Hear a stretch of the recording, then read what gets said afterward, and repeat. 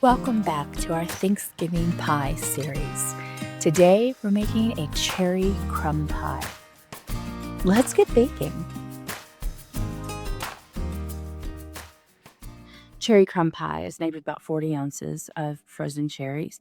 They're cooked down with a sauce, and we make this beautiful crumb topping.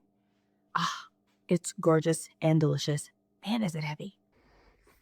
All right, to get started for our cherry pie, we're going to combine our frozen cherries, sugar, and cornstarch. And you want to let it sit for about 10 minutes to allow the cherries to melt and create a juice. It should then look about like this. We're going to cook it over a medium heat, and it takes a while, and you have to stir it a lot. We want it to thicken, and you of course need to be able to slice the pie. So it starts out, you're like, wait, what's going on? I just have cherry soup. Promise, it's gonna thicken. You just have to be patient. Now, if you leave this on the fire and walk away, you do risk it burning, and that is so incredibly sad. Ask me how I know. So anyway, just keep stirring. If you've got an older kid, this is a great job for them if they can be trusted over, something hot.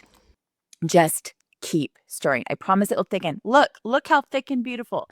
Then you're going to add your butter. I like to add a little almond extract. Stir that in until it melts, then set it aside. So cherry crumb is my favorite way to do a cherry pie. If you prefer a crust on top, of course, feel free to do that. Do what you enjoy. This is just our flour, oats, and brown sugar, a little bit of salt mixed together. And then I've got cubed butter. I'm going to drop in and just kind of push it together with your fingers. You're going to take those chunks of butter and smush them between some of your dry ingredients to kind of break them up. And just do that until you don't have any more large chunks of butter. All right, so our cherry pie filling we made earlier has cooled. Just going to put it into crust. Could not find sour cherries where I am. I'm up in the mountains, and sometimes we just don't have all of the things that you can get in the city. So these are sweet cherries. So I did use a little less sugar. If you had sour cherries, which to me makes the best pie, then I would definitely do that, but you're going to add a little bit more sugar to it. So my crumb topping, I have my butter all chunked up in, and we're just going to cover this pie. And it starts about 475 degrees. It's the temperature you have your oven at.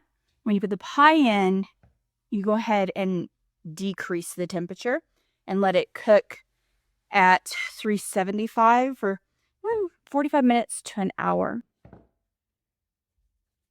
All right, she's ready.